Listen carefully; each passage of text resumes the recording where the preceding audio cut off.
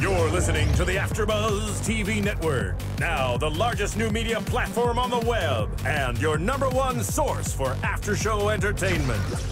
Very good, Keith Johnson.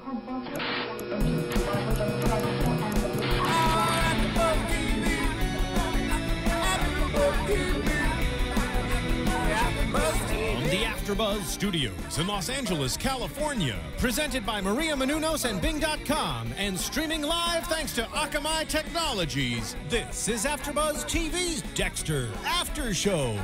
We'll break down tonight's episode and get you all the latest news and gossip.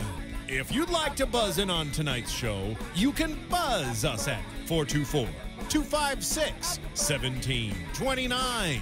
That's 424-256-1729. And now, another post-game wrap-up show for your favorite TV show. It's AFTERBUZZ TV's Dexter After Show. Well, hello, everybody. Thing is for doing, and here we are doing another AFTERBUZZ TV episode of our favorite show, Dexter, Season 7, Episode 6, Do the Wrong Thing. I would love to do the wrong thing. You do the wrong thing a lot.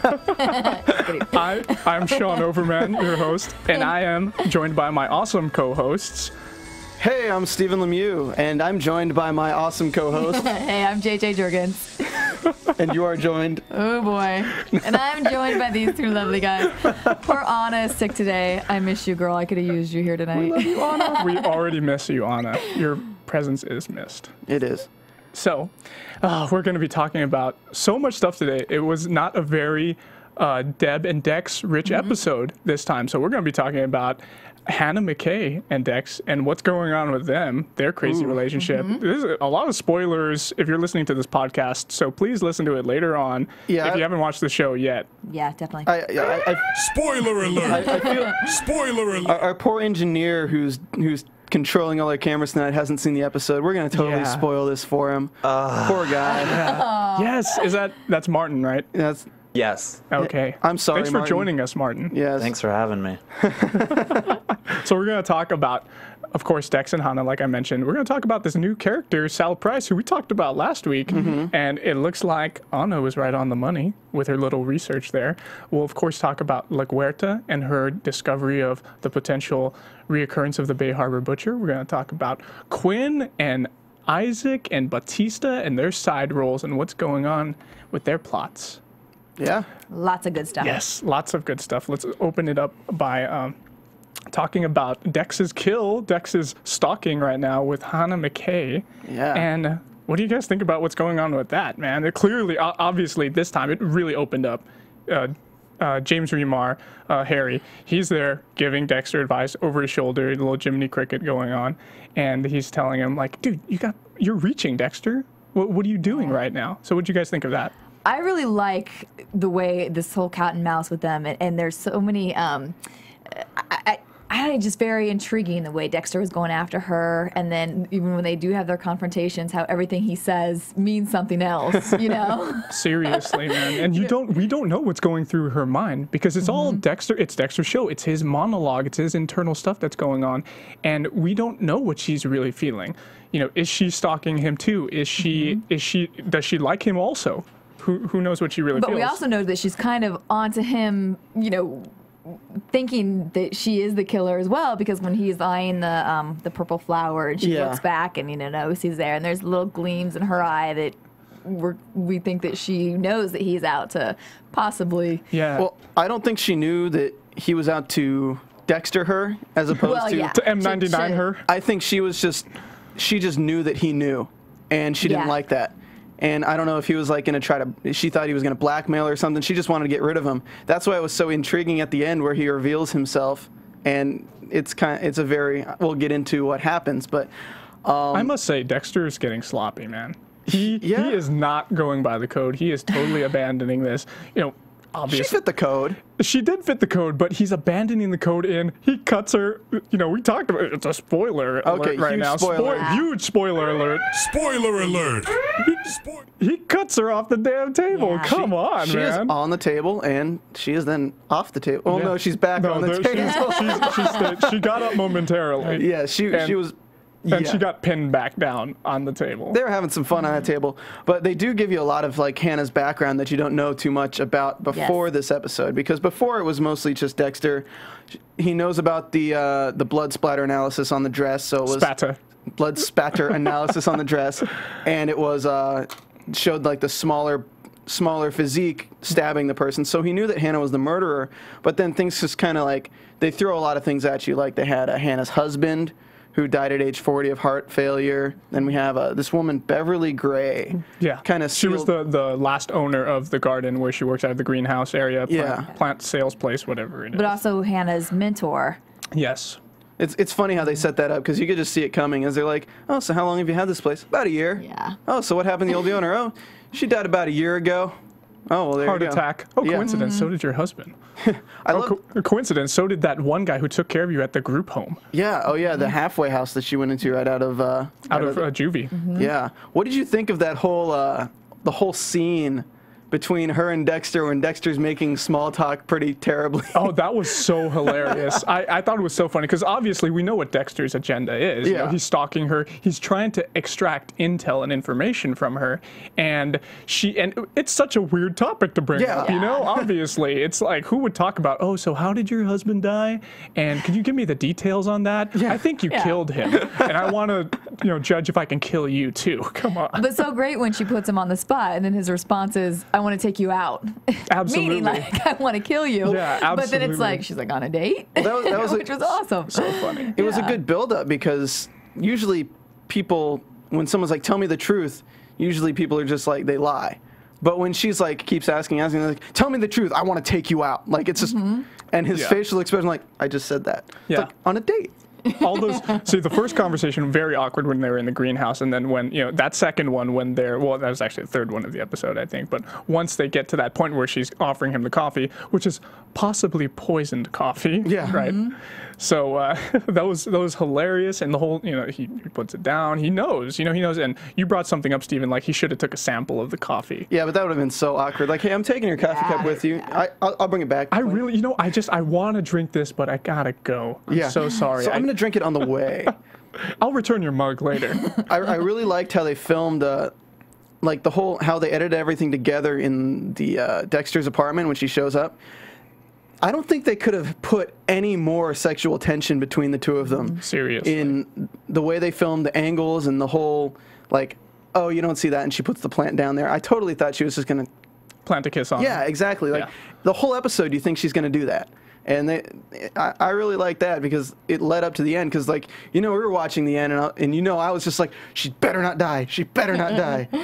And my prediction was proved wrong, and yours, and you were talking about it the whole time, like, dude, she's gonna live, and you wanted her to, and she did. I wanted her to. I mean, I wasn't trying to prove your prediction wrong. Don't take defense. Oh, I am not hurt by that at all. Do not worry. But like literally, when I was like, yes. It was a good kind of tease though, because we've talked about in the last couple times, like thinking that they were going to have a relationship. Said, and like when you talked about the scene when they were in his apartment, and then I said, as soon as Deb calls, I'm like, he's going to go back in the room. She's going to be naked on the bed. So it was like we kept waiting for it. Then it seemed as if it wasn't going to happen, which was that's why the end was such a good twist. It was a nice payoff. You're like, I don't want to see her go yet. Yeah, you didn't either. You were saying that you wanted her to stay. It's because, and I agree with you. There was a lot of buildup, a lot of development in her story, which makes her harder to lose. And that's why I'm sure us as the audience wanted to keep her. And that's why the writers kept her around. Well, it's like, what was his name? Buck, right? The bull guy. What was his name? Oh, Speltzer. Speltzer, yeah. It's like Speltzer. We had him for what, 3 episodes? Yeah. 2. Yeah. He was around for. He was around for long. Yeah, he was around long enough to know everything kind of about him. He didn't really have any intrigue or mystery around him. He was so one-dimensional. Yeah, he was done. Like, okay, yeah, kill him. That's a spoiler for a few earlier, but yeah. And then like she though, like when you watch her on screen, you're not sick of her yet. You're not safe where you're like, okay, well, what's actually going on? Because you can't read her face. You can't really read what she's thinking. So it doesn't make sense to kill her that soon when you haven't found out everything there is to find out about her. When she's such a three-dimensional character that, I don't know, I just didn't want to see. I didn't want to see a good character go when they kept Lumen around for a whole season. Yeah, we talked about this Lumen a little bit off air. Comparing the two. Yeah, because with Lumen, I always probably I wasn't a big fan of that casting, and I was over her before before we saw her go. I mean, but with Hannah, I want to see her around more. I want to kind of see how it develops, and yeah, I enjoy watching the character. Yeah, you guys are right. Like everything, I mentioned earlier that Harry was saying, Dex, you're reaching here, and everything was circumstantial. It still is circumstantial. He has no direct evidence. All it is coincidental. He sees the plant's been harvested recently, like maybe she's going to kill Dexter. But we don't see, like, if he tested that cup, like you wanted him to, then he would have proved, like, okay, why is there toxin in here? Obviously she wanted to kill me. That would have been more of a direct link. But her, like, all that circumstantial evidence, him having the knife over her, it's really not enough for me to satisfy Harry's code, Yeah. I mean, and of course he's got the attraction to her. What did you think of her delivery of that line at the end? Because I really I didn't want her to die, but I didn't know how she would get out of that, and I didn't know what she would say after he took the duct tape off. I was like, give her another line, give her another line. He takes the duct tape off, and I'm like, what's she gonna say? Is she like gonna say, okay, I did it? Is she gonna say this? But like even the way she said, okay, the line is, you got to do what you got to do. Even the way she said that was seductive. Yeah. I mean, it was just like. I was not expecting it. She did the opposite of what like 99% of people on Dexter's table do. Is she didn't care. She was just like, she was very confident, and a lot of people are not like that on there. Well, and I think she knows. I think she knows how to use her sexuality and what to say to keep Dexter's, obviously his intrigue. She can tell from the beginning, the first swab when he dropped it, that she has an effect on him. So I think she knew exactly what to do to make him. Well, she was with a serial killer, so she had an effect on me. I still don't know. Did she? It boggles my mind. I don't know. Is she? Did she know Dexter was a killer just from his motions? Because she was with Wayne, and Wayne was similar in the killing way, and I didn't know if she was just like attracted, and she can tell that people are like that. Maybe it's kind of a subliminal thing. It's like under the surface, like you just like one killer sees another. Yeah. Like, I was, going back to season 1 when Dexter's remembering how Harry died and that nurse that he took out. Remember that? Okay, so he sees the killer, but does the killer see him? We don't really know because we're not internally inside Dexter's monologue. The killer's monologue. We're not inside the killer's monologue like we are with Dexter. Yeah, and that's another thing that comes from the books. A lot of the times with the books, when you ever have another killer, there is that dark passenger. Like they can see each other clear as day. It's like literally walking down the street and somebody having a big flag on their head that says, "I have a dark passenger," and you can't tell that in the show as much. Yeah, absolutely. It's like Dexter has a sixth sense about it. Yeah. Right? So that's what that feeling was that Dokes had about Dexter. Because Dokes was a killer too. He not necessarily the same type of killer, not a serial killer, but he killed people, like, those black ops things that he did, like he referred to in season 2. Well, when he chased that guy off the runway and under the bridge and then shot him dead. Yeah, absolutely. Yeah, under the causeway and everything. Yeah. So, go ahead. So the scene, I keep talking about the end of the episode because it's just such a... It is good. I thought it was a pleasant surprise, to be honest. It had a lot of good lines. It was set up very well, and I like the whole, are you up for some breaking and entering? And he's carrying a picnic basket with his kill kit in it. And then he set up a kill room in Santa's workshop, for Christ's sake. That was hilarious. I mean, come on. That is, there's nothing like that. I mean, there's nothing quite killing under a white Christmas. Well, something that's actually a really killer thing for you guys, our audience, to do is check out our podcast on iTunes. Go ahead and download us. Give us a 5-star rating. Don't forget to rate and comment us. We look at the comments. Give us a 5-star rating. Come on, guys. We want to get up there and compete with our other shows here. Yeah, all you have to do is go to iTunes, search AFTERBUZZ Dexter. You'll find us and subscribe. Absolutely. Tell a friend. And actually 6 days ago we had a lot of comments on our last podcast, actually on our YouTube channel. Schmedley Schmedley, he said, keep buzzing. You guys got a frequent listener from Munich, Germany. Wow, that's awesome. And he's saying that our podcast is a definite must for those of you who are Dexter fans and get that feeling of wanting to talk and share more about every week's episode. Wow, that's awesome, man. Schmedley, thank you very much. Es gefallen mir gut. Ja. Yes, yeah, that is good. Yes, we love Germany. Anyway, so tell a friend. It only takes a minute, guys. Tell more than one. I mean, come on. Yeah, absolutely. I participate on there. I actually just commented last week. So I do that too. Wow, a week ago. A whole week ago. A week ago. Anyway, let's go ahead and talk about Sal Price and Deb. So what's going on with them? Okay, so Sal Price. Sal Price is like. We talked about him before on the last episode. He'd be the author who'd come in, kind of drive the stake into Hannah, being kind of a very decisive factor. I thought he would be much more darker from what we heard about. I really thought that he was going to be someone who was after Hannah, like to get her, after Dexter to get him. But no, it seems like he's really just only after the book because he knows she has immunity. He's just like, well, there's nothing we can do, but I sure as hell want everyone to know. It's like the whole, like, not to bring up anything but OJ thing, like. People knew, but there were still authors who wanted to write a book that basically sets it straight so everyone knows and stuff like that. So he was interesting. It was kind of annoying at first when every other word was, so what about Deb? Yeah. What about Deb? Yeah. It's like, come on, like you're talking to the chick's sister. You got to be subtle at least, right? We know what's on his mind. Yeah. Clearly. It was a really funny conversation that they had when he went into her office and he was like, I don't want to write the Ice Truck Killer book about you. So that was pretty hilarious. It was a good tactic. Even Deb noticed it could potentially be a tactic. Yeah. So how did you feel about their whole conversation, all their conversations or whatever? Well, JJ? I'm with you. I kind of wanted him to be, I think, maybe a little more intense. And I did find it kind of distracting that he was just so like, what about Deb? What about Deb? I do like, I mean, obviously it's going to make Deb think about her dating life and how much she gives to her job. And she's going to have another little, another inappropriate relationship. Yes. Yeah. She has so many of those throughout the whole series. Yeah, we said between her and Quinn, just. She has a habit of dating dicks. I mean, pardon my French, but come on. This guy's kind of, he's kind of a dick. Lundy was a good guy. Okay, Lundy was a good guy. Yeah. Lundy was nice, but that was kind of creepy because he was like a father figure, man. Yeah, Lundy was a Harry to Deb, kind of, in a way. Yeah, a bit. And then Quinn's total dick. I love Quinn, but I mean, after this episode, I'm not a real big fan of Quinn because that's just kind of like, I mean, he had a great line where he says, "I'm a good cop. I just like money." Yeah. Speaking of I'm Quinn, a good cop. I also like, yeah. Yeah, that was a good line. I actually like that. It shows his conflict, between the cop life and his like corrupt life on the side from that.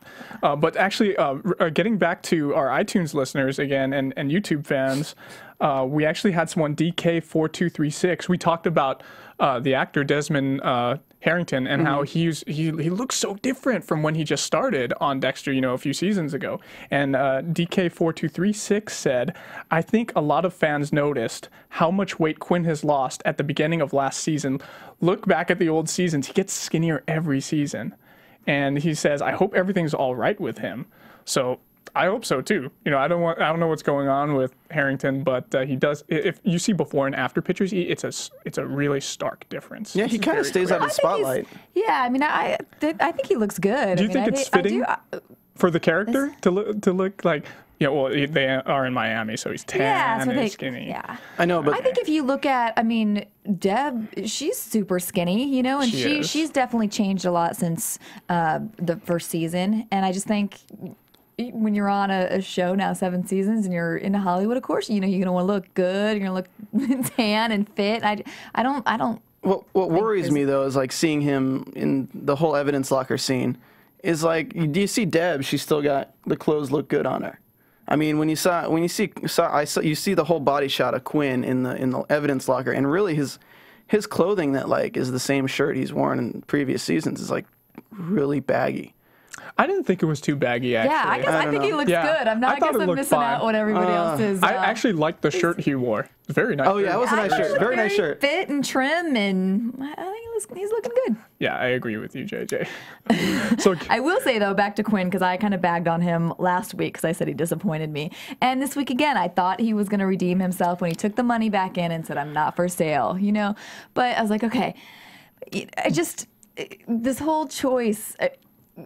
I have a hard time with the storyline because it's like, come on, you're going to be that in love with a stripper who is tied to the Russian mafia? Like, come on, you got to like really at his age at this point, like be doing the checklist of, okay, is this worth dating? No. How long has he been with her? And that's the thing. I don't even really buy a true like I'm really in love with this woman that I'm really going to sacrifice my whole career and go trash the case over a fellow cop. You know, I mean all that stuff. For 10 grand. For 10 grand. Like we said, that amount would have to be a lot higher dollar amount, and he would probably disappear afterwards. You know, leave the state, country. I'm just not buying that. Stephen, didn't you say how much was the amount that you said off air? He should get at least like $1 million so he can disappear. Hey, they're rich. They're rich heroin dealers. Yeah, come on. Yeah, I mean, Koskas. I think what kind of won Quinn over was the fact that he doesn't know that Isaak is after, well, I guess Quinn might even release him even if he's after Dexter, but the fact that he doesn't know that Isaac's related to the case between, why can't I remember, Anderson. Yeah. Oh yeah, he thinks it's just... If Quinn knew Isaak was related to Anderson, I don't think there's any way in hell he'd ever let him get off. But the fact that he doesn't know that, plus he thinks that, like, listen to what George said. I mean, the way Isaak sees it, he already did you a favor. He took out 3 of those bastard cartels. So it is kind of like, Quinn's like, oh, well, F it. It's just a dude who killed 3 cartels. He's going back to wherever the hell he's from, you know that. Yeah, in Quinn's word, I mean, yeah. Yeah. Yeah. So let's go ahead and talk about LaGuerta and her pursuing the potentially reopening of the Bay Harbor butcher case. So she talks to Deb, and you know, she's like, "Hey, I decided to look into the open cases, the Barrel Girls. They bring that thing up, and that's just from 2 seasons ago, man." And it was just it was really interesting to see how Deb has such an intense look in her eyes when she's talking to LaGuerta, because she knows Dexter's probably behind this, and Dexter didn't reveal this stuff to her with the whole Barrel case things. So again, LaGuerta is of course confiding in the wrong person because she has no one else to turn to except for her LT.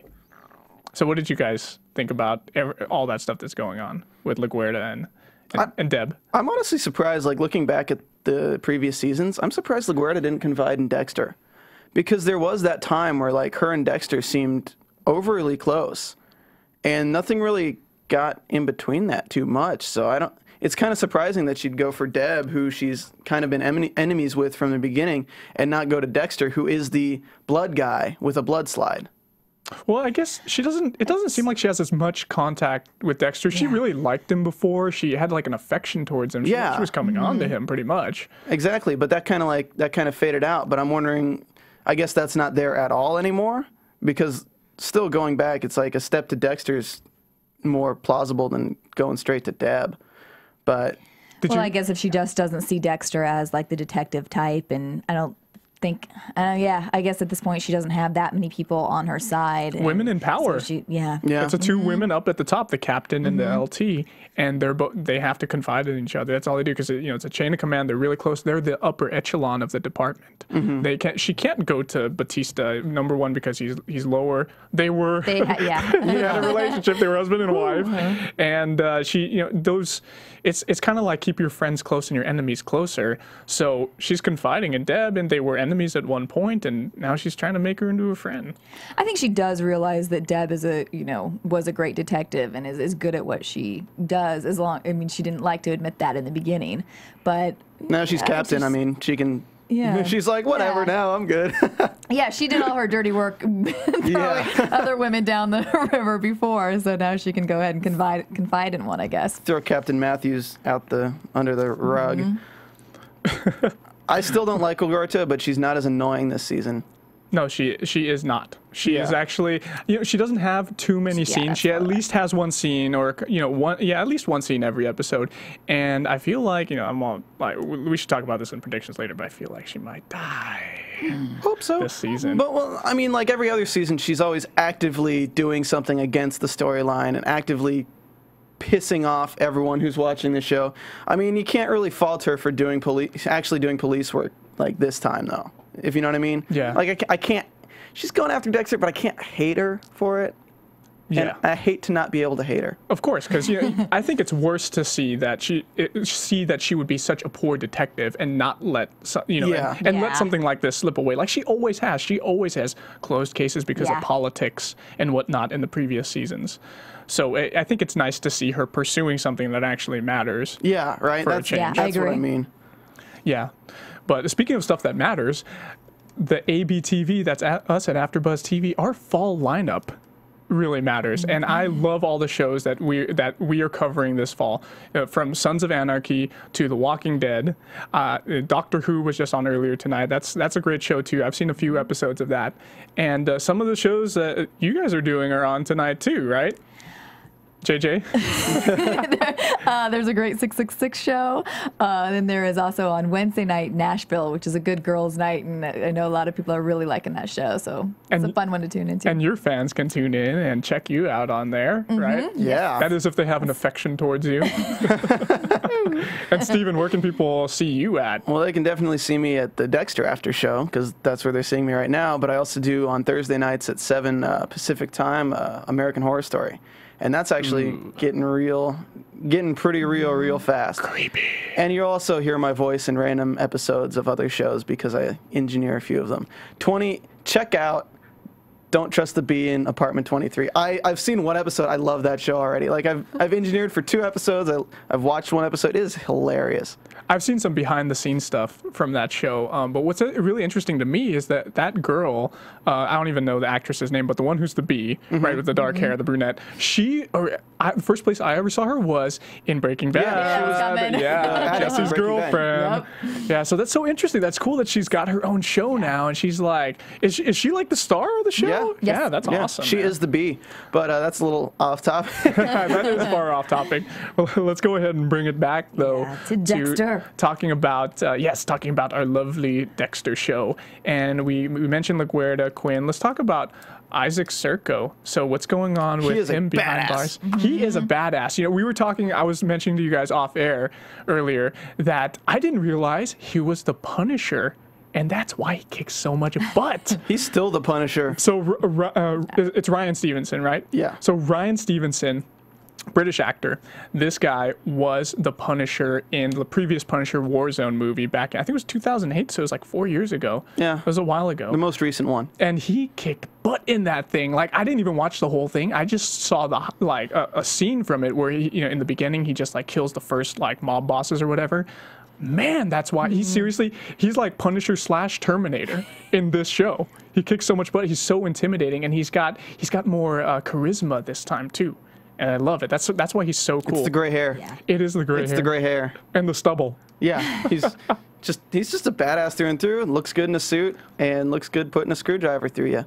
Into your eye. I like it too because he's just very calm and just very, doesn't overact. It's just fantastic because he just creeps you out. And when he pinned that guy's arm down this episode and twist, you just wouldn't mess with him. Absolutely. The guy walks up with a shiv in his hand and literally he wasn't scared at all. Yeah, 5 seconds after the guy sits down, I love the line is like, "You're blocking my view. A blank wall is a canvas to the mind." It's like, yeah, he's just contemplating ways to get out and kill Dexter and get after Dexter. But yeah, he changed that situation around pretty quickly. He absolutely did. Okay, we were all wondering this, and maybe our fans can tweet us at AfterBuzz to get us. Maybe we missed like a small something. I don't know. Where to get the phone? Yeah. Seriously, man. That was so funny. I brought that up with like, what the...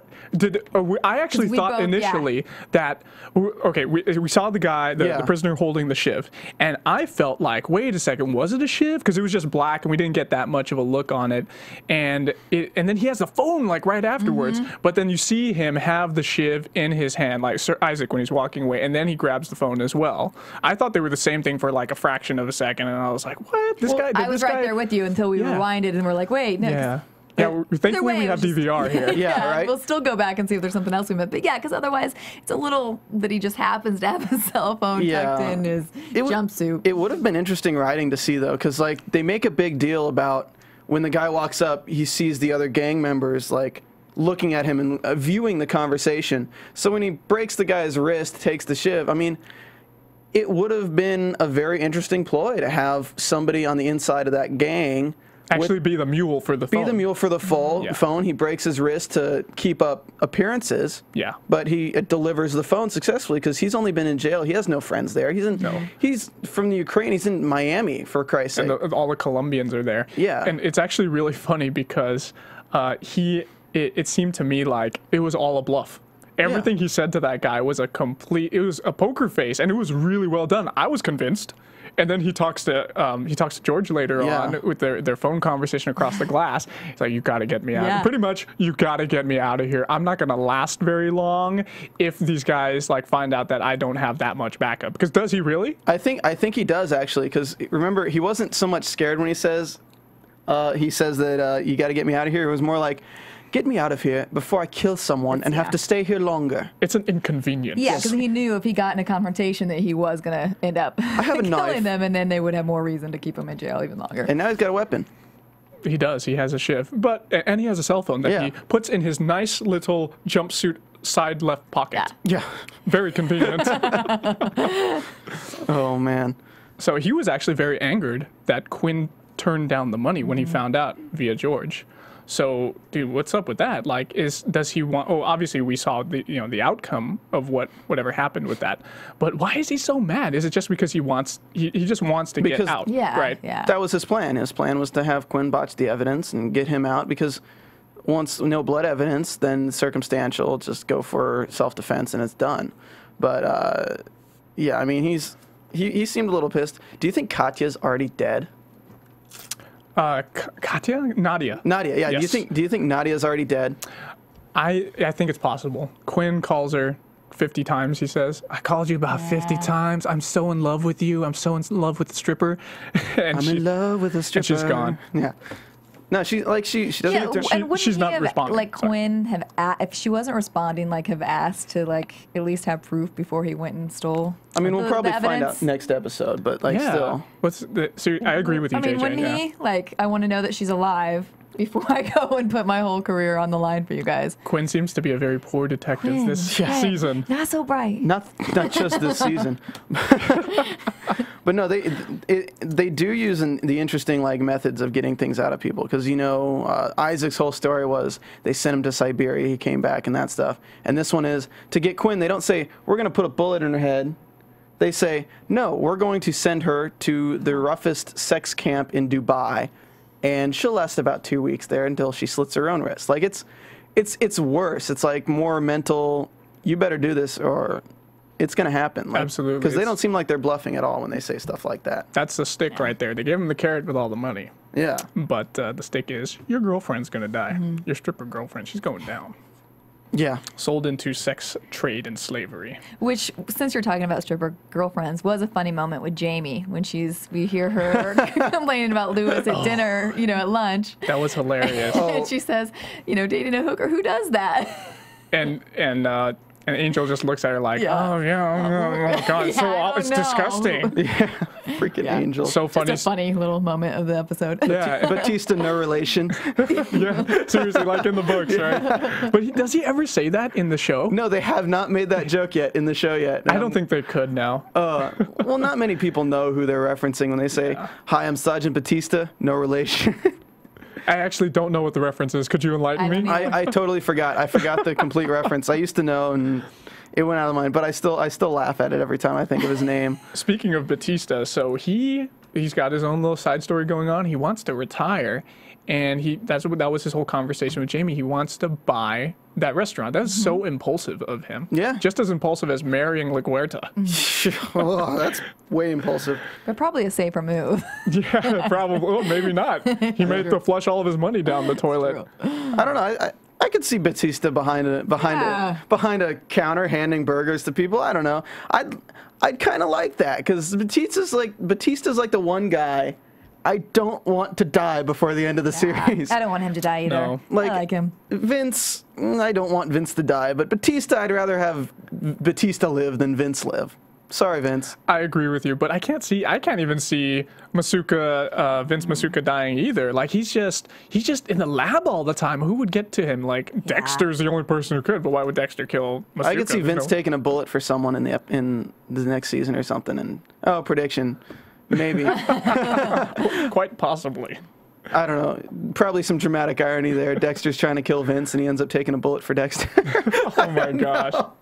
Oh, sorry, complete conjecture. But that would be hilarious. No, but let's go ahead and do our favorite quotes now. I think we've exhausted everything else. So I got one to start off. What are you looking for? A plant. Something planty. Plenty. I have one that may be my favorite Deb quote of the whole series.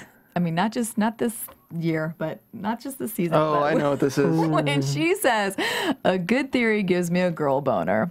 I liked it. I like that too. And I haven't. Yeah. I think Martin likes that too. We can hear him laughing back A there. boy boner.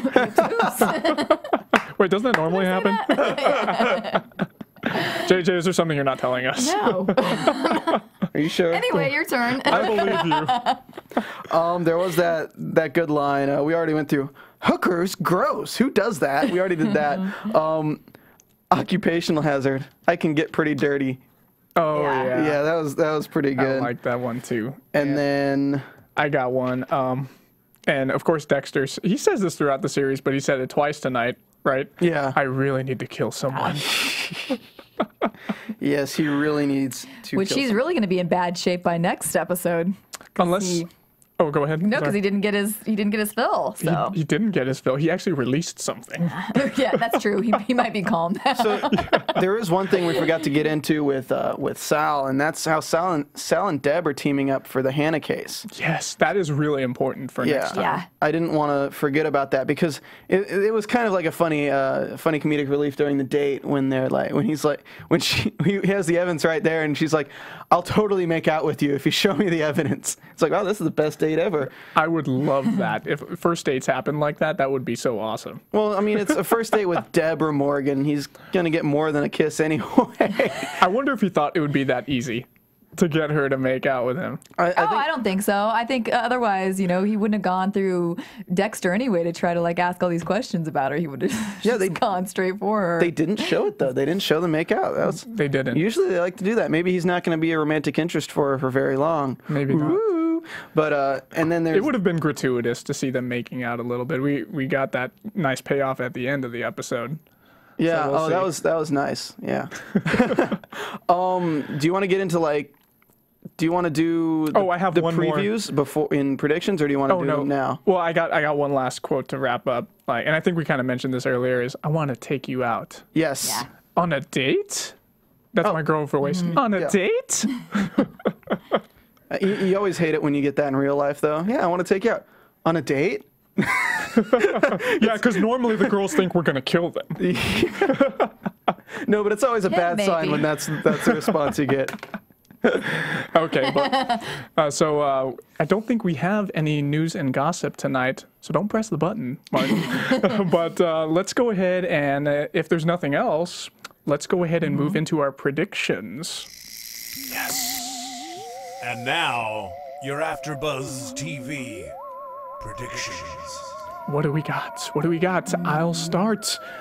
I think, and I think I may have mentioned this in our previous episodes of our show, is that I think Quinn is going to die this season. say that too. And I mentioned it earlier too. I think LaGuerta is going to die too, because this feels to me like this is a spoiler alert, guys, by the way, but in the end of the first... Big spoiler alert. Big time spoiler alert. Spoiler alert. Do not listen if you plan on reading the books ever.